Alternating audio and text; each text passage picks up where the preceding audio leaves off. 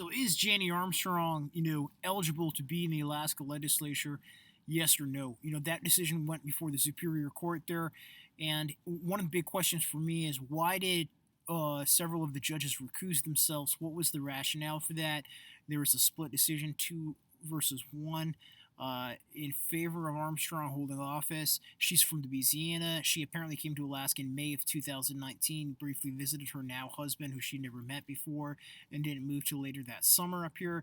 Basically, her driver's license in Alaska she got in August of 2019, and the deadline was June. So it's 2 months outside of the deadline when she, formally legally became a resident. And there's a lot of just like gobbledygook talk from these guys. Both Herman Walker, who's the original judge, as well as this, and there's not even a written up ruling for these guys. And Superior Court, does it undermine your faith in the legal system when this sort of thing happens? Because I think objectively, the division should have a responsibility to look into that information, especially for someone holding office and running for office.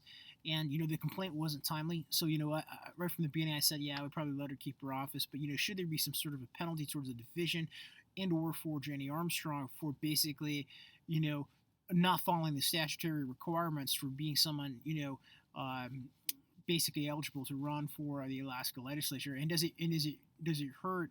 I mean, it's a couple months, 60 days or something like that outside of the, but 60 days is a lot of time outside of the requirements, so it's a sixth of a year or something like that. But you know, is it a good thing or is it a bad thing? I feel like she's a colonizer. I don't like some of the stuff I've seen just briefly, and I'm not trying to be a hater, but uh, she's not what we need, in the state level or the national level in any shape or form. And I think the other lady is not what we need either, who was running against her. So, what would you do, though? There's no timeline. This came up after she was already on the ballot and elected. Do you need to do a special election or something like that? Yeah, it's 60 days. So I see where they came from, but legally she just isn't a resident.